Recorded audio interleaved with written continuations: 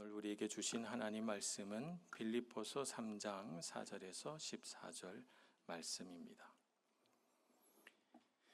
빌립보서 3장 4절에서 14절 말씀 봉독하겠습니다. 그러나 나도 육체를 신뢰할 만하며 만일 누구든지 다른 이가 육체를 신뢰할 것이 있는 줄로 생각하면 나는 더욱 그러하리니 나는 8일 만에 할례를 받고 이스라엘 족속이요 베냐민 지파요 히브리인 중에 히브리인이요 율법으로는 바리새인이요 열심으로는 교회를 박해하고 율법의 의로는 흠이 없는 자라. 그러나 무엇이든지 내게 유익하던 것을 내가 그리스도를 위하여 다 해로 여길 뿐더러 또한 모든 것을 해로 여김은 내 주 그리스도 예수를 아는 지식이 가장 고상하기 때문이라. 내가 그를 위하여 모든 것을 잃어버리고 배설물로 여김은 그리스도를 얻고 그 안에서 발견되려 함이니 내가 가진 의는 율법에서 난 것이 아니요 오직 그리스도를 믿음으로 말미암은 것이니 곧 믿음으로 하나님께로부터 난 의라. 내가 그리스도와 그 부활의 권능과 그 고난의 참여함을 알고자 하여 그의 죽으심을 본받아 어떻게 해서든지 죽은 자 가운데서 부활에 이르려 하노니 내가 이미 얻었다 함도 아니요 온전히 이루었다 함도 아니라 오직 내가 그리스도 예수께 잡힌 바 된 그것을 잡으려고 달려가노라. 형제들아, 나는 아직 내가 잡은 줄로 여기지 아니하고 오직 한 일 즉 뒤에 있는 것은 잊어버리고 앞에 있는 것을 잡으려고 표대를 향하여 그리스도 예수 안에서 하나님이 위에서 부르신 부름의 상을 위하여 달려가노라. 아멘. 예수님께서 부활하시고 그리고 승천하여 올라가신 후 제자들은 세상에 남겨졌습니다. 예수님께서 계실 때는 든든하고 참 좋았는데 예수님께서 이제 하늘로 올려져 가시고 난 후 제자들은 예수님 없이 그리스도인으로서 살아가야 되게 되었던 것이죠. 그토록 사랑하셨다면 예수님 올라가실 때 다 함께 데리고 올라가시지 왜 제자들은 남겨두셨을까요? 남겨두신 이유는 그들이 복음의 증인이 돼서 예수님이 이 땅에 놓으신 그 구원의 길을 따라 걸어가고 또 그들만 걸어갈 뿐만 아니라 예수 믿는 또 다른 사람들도 함께 걸어가서 이 땅에 사람 사는 세상에 생명의 길, 구원의 길이 계속 이어지도록 하기 위함이었죠. 그래서 우리도 그 길에 동참해서 우리 신자들이 걷는 그 길을 걸어가고 있습니다. 우리는 이 땅을 살아가면서 참 우리 인생길이 평탄하기를 원합니다. 좋은 길이 되었으면 좋겠고 대로가 되었으면 좋겠고 남들 앞에 자랑할 만한 잘 닦여진 번쩍번쩍 빛나는 그런 길이었으면 좋겠습니다만 주님께서 우리 제자들에게 그리고 믿는 우리 신자들에게 걸어가라 한 길에 발을 들어 놓고 보니까 그 길은 좁은 길입니다. 그 길은 울퉁불퉁합니다. 그 길을 가다 보니 온갖 함정이 있고 수많은 유혹들이 우리를 기다리고 있습니다. 문득 길을 걷다가 생각합니다. 내가 걷는 이 길이 십자가의 길이구나. 물론 우리가 그 길을 걷는 최초의 그리스도인은 아닙니다. 주님이 오신 지 2000년이 지났으니까 벌써 수많은 사람들이 그 길을 지나갔습니다. 우리보다 앞서간 사람들, 베드로와 제자들, 사도 바울, 그리고 수많은 우리 믿음의 선진들 앞서서 걸어갔습니다. 앞서간 사람들의 발자국이 우리 눈앞에 있죠. 그 발자국이 때로는 우리에게 이정표가 되기도 하고 또 때로는 그 길을 걸어가다가 그들이 남겨놓은 글이나 그들이 남겨놓은 삶의 여정들을 보면서 우리가 무엇을 따라가야 하고 무엇은 피해야 하는지 지혜를 얻게 되곤 합니다. 수많은 우리 앞서 걸어간 우리 믿음의 조상들 가운데 가장 극적인 인생을 산 사람을 한 사람 꼽으라고 한다면 그 사람은 사도 바울이 아닐까 싶습니다. 왜냐하면 그는 원래 예수를 미워하고 예수 믿는 자를 박해하던 말하자면 예수의 원수된 사람이었는데 이 사람이 예수의 증인이 되었기 때문입니다. 사도 바울은 예수의 원수되었던 삶과는 완전히 딴판인 인생을 살게 되는데 살아가는 삶의 목적이 바뀌고 인생의 가치가 달라지고 그가 추구하는 삶의 목표가 달라졌던 것이죠. 그래서 오늘 그분의 말씀, 그가 옥에 갇혀서 쓴 빌립보서 말씀을 읽으면서 우리 그리스도인들이 살아간다는 것이, 우리가 십자가의 길을 걸어간다는 것이 어떤 것을 의미하는지 그의 글 속에서 찾아보고자 합니다. 예수님을 만나기 전에 바울이 추구했던 삶을 오늘 빌립보서 3장 4절 이하에서 잠깐 언급합니다. 그는 자신이 예수 믿기 전에 살았던 삶을 육체에 속한 삶이라고 이렇게 정의를 합니다. 사도 바울은 육신, 육체 이런 말과 영이라는 말을 비교하고 대조하기를 좋아했습니다.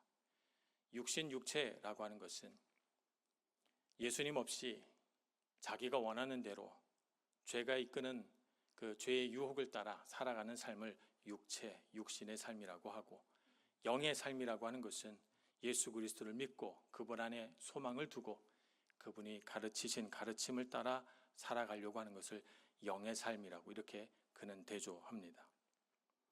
육체에 속한 것, 이 세상 사람들이 가치 있다고 말하는 것들, 그런 것들에 있어서 자기는 부족함이 없었다고 합니다. 그는 정통 유대인으로 태어나서 그의 말에 따르면 히브리인 중에 히브리인이라고 말합니다. 이스라엘 12지파 중에 다 그 지파가 없어져 버리고 딱 2지파만 남게 되는데 유다 지파와 베냐민 지파 이렇게 2지파만 남게 되죠. 자신은 거룩한 지파 베냐민 지파에 속한 사람이다. 자기 지파까지도 알고 있습니다.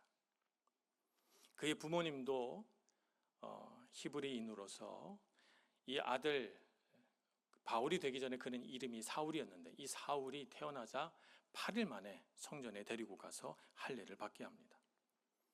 그는 성장하면서 가말리엘이라고 하는 유대 역사상 가장 뛰어난 랍비 3명 중에 들어가는 이 가말리엘 문화에서 배웠으니 오늘날로 말하자면 최고 학부를 나온 지식인이었으며, 그는 율법을 철저하게 지키는 바리새파에 속하여서 어떤 사람들도 트집을 잡을 수 없을 만큼의 그런 경건한 생활을 하며 살아왔습니다. 그는 또 열심으로 말하자면 예수를 박해하여서 교회 다니는 사람들을 핍박하고 매질하고 감옥에 가두고 죽는데 내어주기까지 한 그런 열심을 가졌던 사람이다 이렇게 말하고, 그래서 그가 사람들에게 보여지는 겉으로 드러난 부분으로 놓고 따지자면 그는 흠이 없는 사람이다 자신합니다. 율법을 잘 지켜서 구원을 받을 수 있다고 생각했던 1세기 유대인 사회에서 그들의 관점으로 본다면 사도 바울이 살았던 이전의 삶, 사울로서의 삶은 참으로 당당하게 자랑할 만한 그런 삶을 살았다 이렇게 말할 수 있겠습니다. 이렇게 누구보다 자랑스러운 인생을 살고 있었던 사울이 왜 그리스도인이 되어서 자기 이름을 바울, 작은 자라고 바꾸면서 살게 되었을까요? 그는 예루살렘에서 대제사장으로부터 그리스도인들을 잡아서 결박해서 끌고 올 권한을 증서로 받아가지고 그것을 가지고 다메섹에서 예수 믿는 자들이 있다 하는 소식을 듣고 그곳을 향해 가고 있었습니다.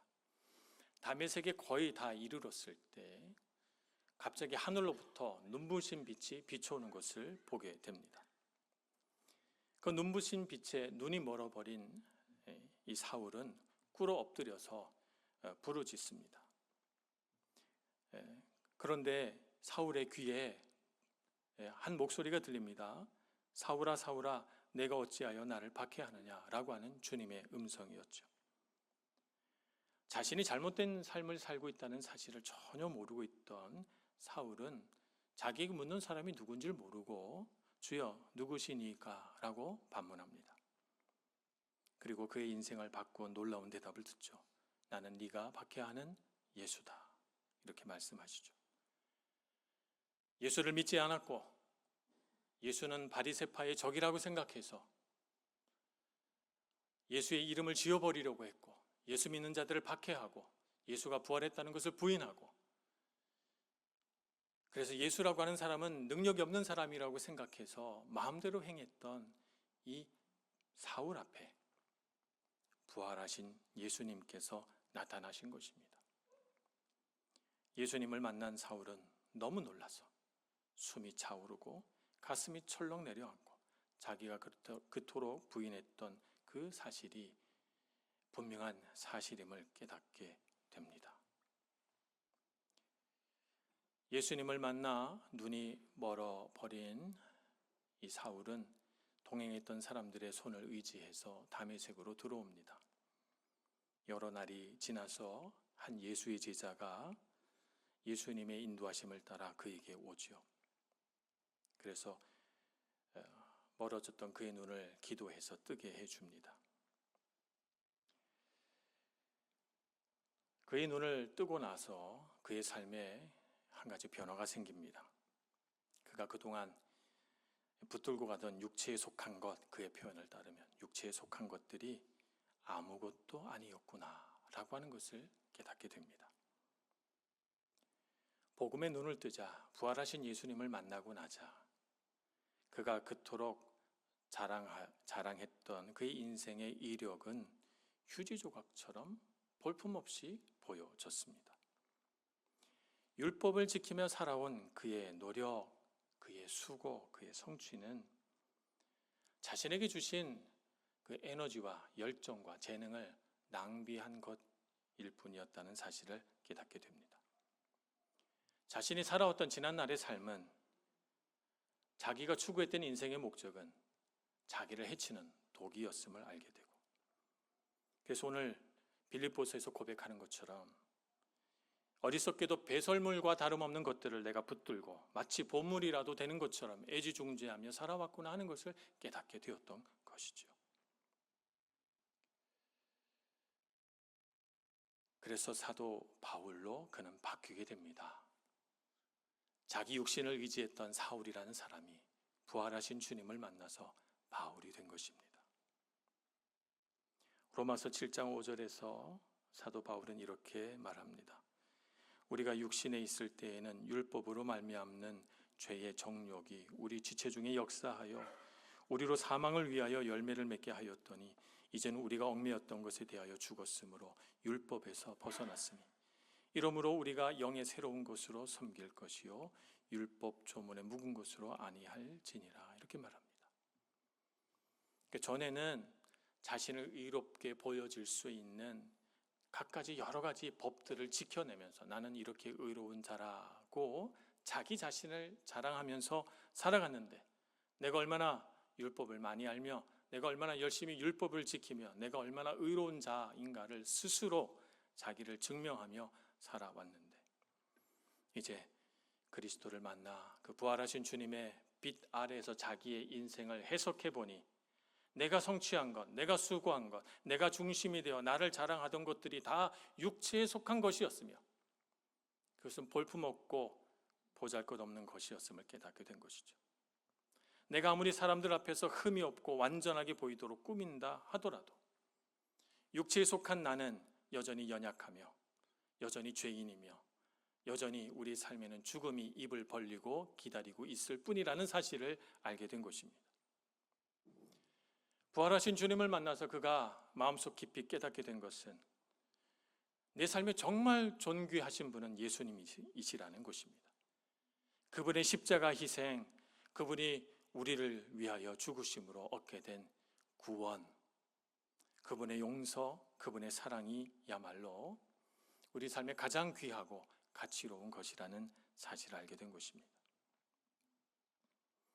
그래서 오늘 빌립보서 3장 7절 8절에서 이렇게 말씀합니다. 그러나 무엇이든지 내게 유익하던 것을 내가 그리스도를 위하여 다 해로 여길 뿐더러 또한 모든 것을 해로 여김은 내 주 그리스도 예수를 아는 지식이 가장 고상하기 때문이라. 예수님보다 더 귀한 분이 없다는 사실을 깨닫게 됩니다. 그래서 자신의 삶에서 가장 귀한 것, 그것을 품고 자신의 일생을 거기에 드리게 되죠. 사울이 바울이 되었습니다. 그의 인생은 변화되었죠. 사도 바울의 인생에 있어서 어떤 점이 가장 크게 변한 점일까요? 많이 있겠지만 우리가 크게 몇 가지로만 생각해 볼 수 있겠습니다. 첫째는 하나님에 대한 인식이 바뀌었습니다. 전에는 하나님을 어떻게 생각했는가 하면 하나님은 법이라고 생각했습니다. 하나님이 법이라고 생각하니까 하나님은 법을 지키지 않는 자에게 벌을 주시고 벌을 지킨 자에게는 상을 주시는 하나님입니다. 그러니 하나님에게는 따뜻한 감정이 느껴지지 않습니다. 하나님은 냉정하신 분이십니다. 재판하는데 감정이 들어가면 재판을 바르게 할 수 있겠습니까? 그래서 법을 지키느냐 안 지키느냐로 사람을 판단하시는 분이시죠. 그래서 사도 바울이 예수님을 알기 전에 그의 삶에 복이 있으려면 어떻게 해야 됩니까? 이 무서운 하나님 앞에서 법을 잘 지켜야 됩니다. 열심으로 법을 지켰습니다. 그래서 하나님을 어떻게 합니까? 무서워합니다. 두려워합니다. 그가 생각하는 하나님은 냉정한 하나님이고 차가운 하나님이셨습니다. 하나님은 가까이 계시지 않습니다. 따뜻한 하나님이시지 않죠. 멀리 계신 분이십니다. 높디 높은 보좌에 앉으신 분이시죠. 그런데 예수님을 만나고 나니 하나님이 다르게 보입니다.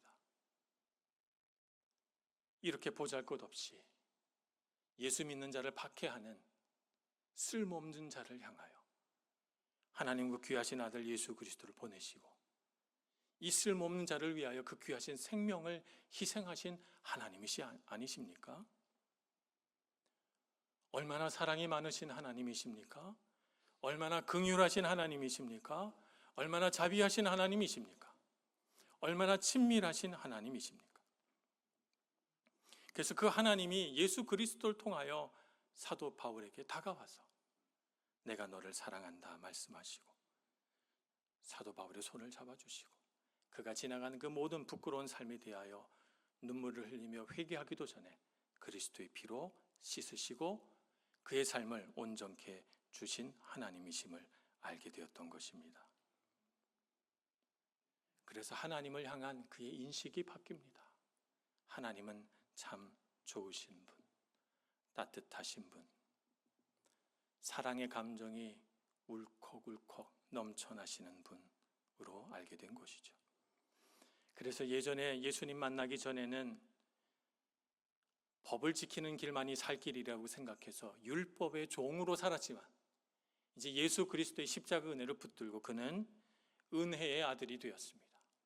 예수 그리스도 안에 있는 은혜를 발견하고 그 안에서 하나님의 아들로 부르심을 받게 된 것이죠.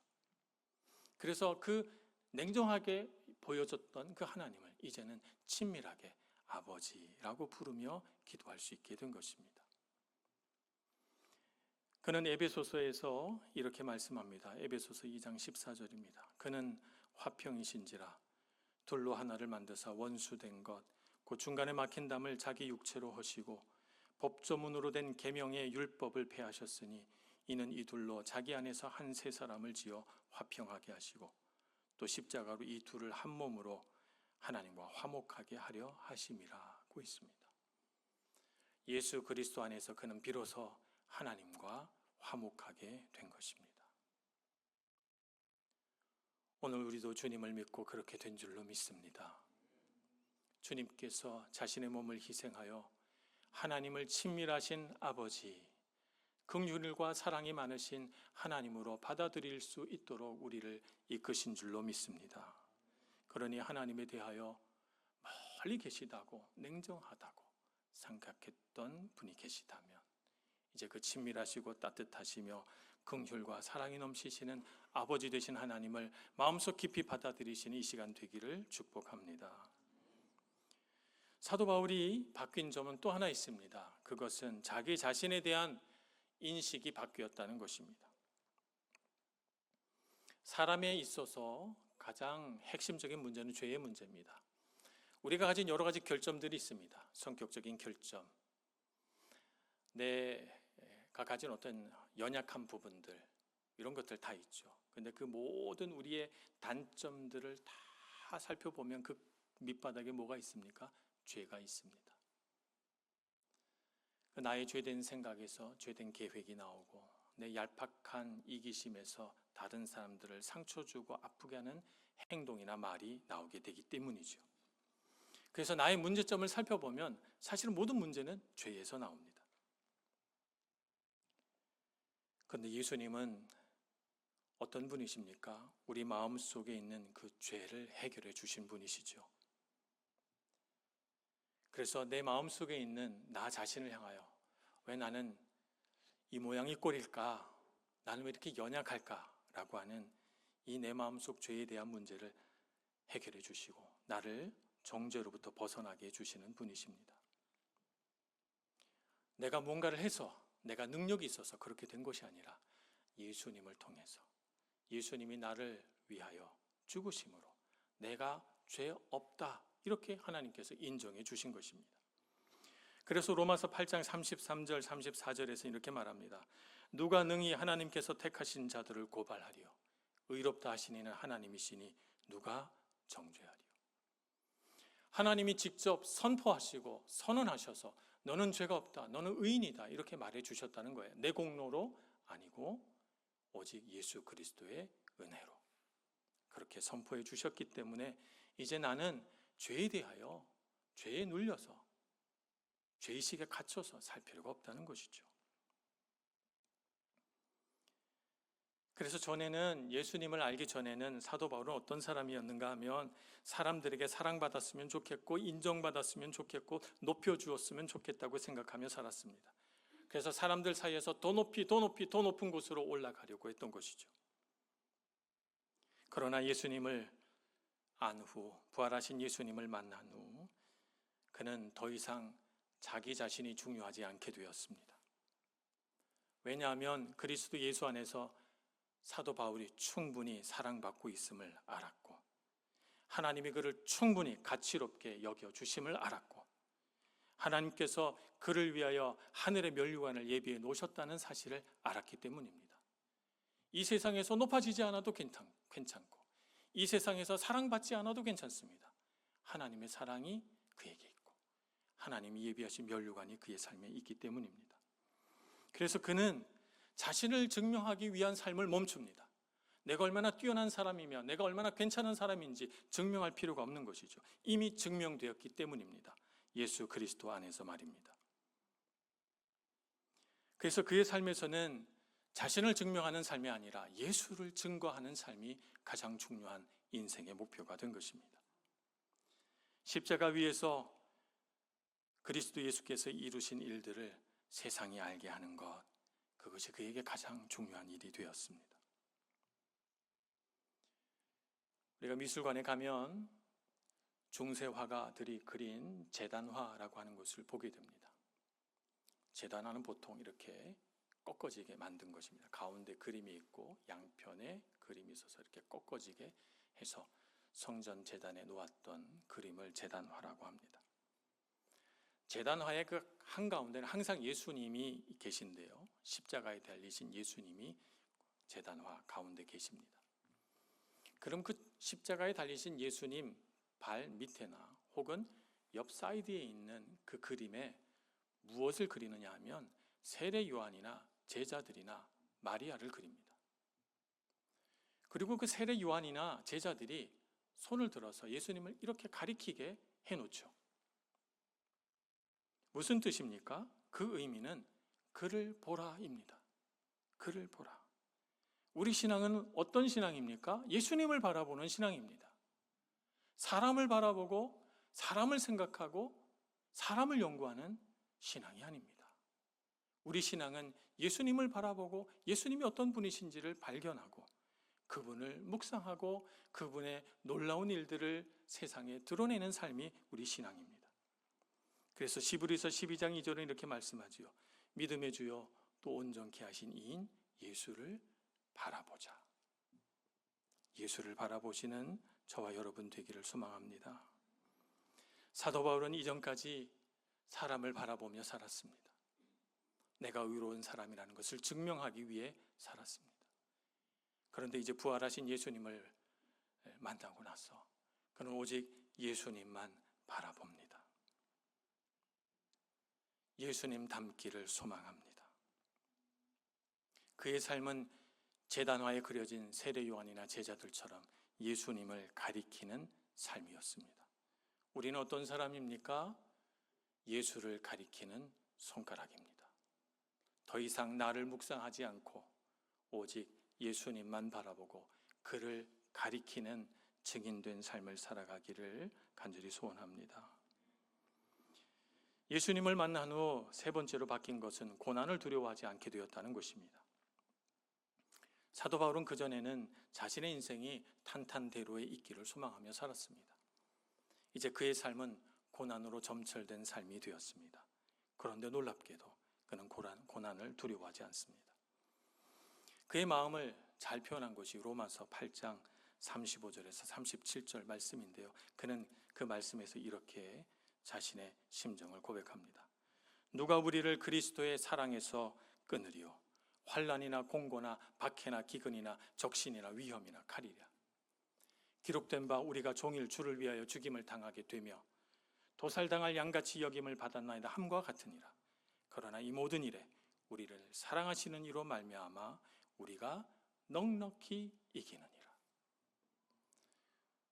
그는 이 세상에 어떤 고난이 다가와도 그것이 기근이고 박해고 칼로 위협하고 발가벗겨 수치를 주고 온갖 어려움을 다 주어도 그는 두렵지 않다고 합니다.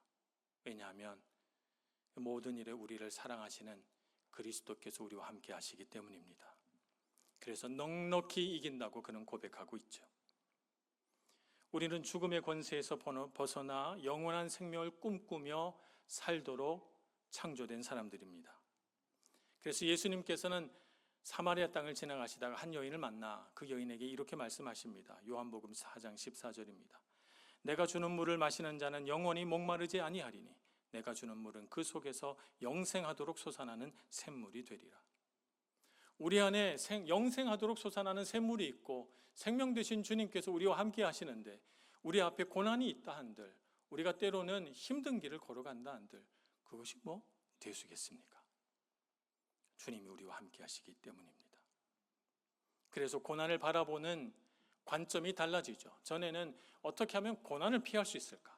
어떻게 하면 편안한 길을 갈까라고 생각했는데 이제는 사도 바울은 어떻게 생각합니까? 고난을 받아들이고 고난을 품고 고난의 길을 걸어가는 것이야말로 예수를 따르는 길이라고 생각합니다. 그래서 나같이 부족한 자에게 어찌 예수를 따라가는 이 길을 허락해 주셨습니까? 고난의 길도 영광으로 생각합니다. 고린도후서 4장 10절에 이렇게 고백합니다. 우리가 항상 예수의 죽음을 몸에 짊어짐은 예수의 생명이 또한 우리 몸에 나타나게 하려 함이라. 이렇게 고백을 하는 것이죠. 그래서 고난을 자기 몸으로 받아들입니다. 아, 고난을 받는다는 것은 예수의 생명을 채우는 일이구나 이렇게 생각하고 그 고난 가운데로 용감하게 뚜벅뚜벅 걸어가는 것입니다.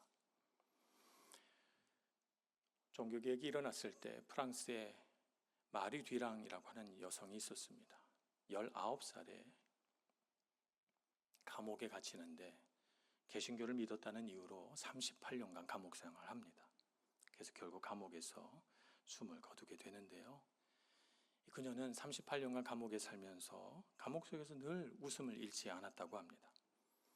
병든 사람이 있으면 찾아가서 병든 사람을 위해 기도하고 사람들이 모이면 성경을 놓고 성경을 가르치고 시리에 빠진 사람들을 보면 위로하고 부활의 소망에 대하여 이야기하고 그들을 일어서게 해주었습니다.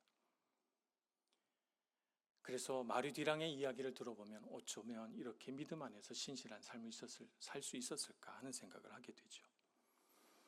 우리 이탈리아에도 종교개혁 시대에 피를 흘리며 자신의 신앙을 지킨 사람들이 있습니다.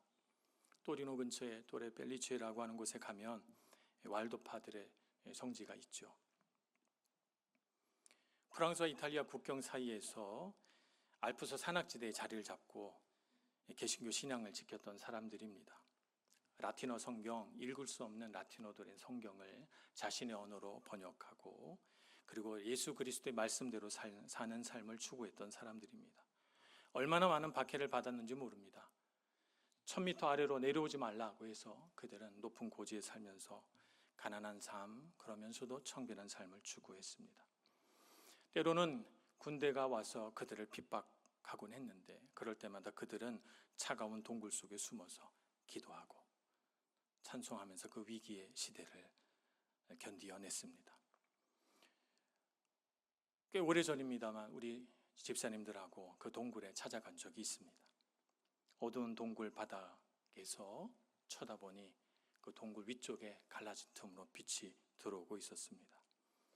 아마도 왈도파들은 그 차가운 동굴 바닥에서 빛이 들어오는 위를 바라보며 기도하고 하나님께서 그들을 지켜주시고 그들에게 주어진 고난이 주님의 생명으로 가득 채워지기를 바라며 살지 않았을까요? 오늘 우리가 살아가는 삶에도 여전히 고난이 있습니다. 우리는 고난이 없는 삶을 원하지만 고난이 없는 인생이 어디 있겠습니까? 우리가 살면서 각자마다 다 아픈 데가 있고 어려운 문제가 있고 고난이 있습니다. 고난을 사도 바울처럼 받아들이기를 소망합니다. 고난이여 오라, 그 안에서 예수의 생명을 채우겠노라 라고 말하면서 두려워하지 말고 고난 속에서 승리하시는 여러분들 되시길 축복합니다. 우리는 표대를 향하여 가는 사람입니다. 위에서 부르시는 그 부름의 상을 위하여 달려가는 신앙인들이죠. 표대를 향한다는 것은 더 이상 나를 바라보지 않는다는 거예요. 나를 보고 내 인생을 뒤돌아보는 것은 무의미한 일입니다. 표대를 바라본다는 것은 땅을 바라보고 산다는 것이 아닙니다. 세상을 바라보는 것이 아니죠. 표대를 향한다는 것은 발도파처럼 눈을 들어 하나님을 바라보는 것이고 빛을 바라보는 것입니다. 아무리 낙심케 하는 일이 있어도 두려워하지 마시고 힘써 싸워서 그리스도의 부활의 능력을, 그분의 생명을 채워가시는 여러분 모두가 되시길 간절히 축원합니다. 기도하겠습니다. 자비하신 하나님, 우리의 삶에 언제나 함께 계셔서 우리로 하여금 그리스도의 생명과 능력을 알도록 인도해 주셔서 감사합니다. 주님 안에 있는 부르심의 소망을 알고 이 시대가 우리를 아무리 두렵게 하고 낙심하게 하여도 오직 한 분 하나님만 바라보며 그리스도의 예수 십자가 붙들고 믿음으로 승리하며 살아가는 저희들 되게 하여 주시옵소서. 예수님의 이름으로 기도합니다. 아멘.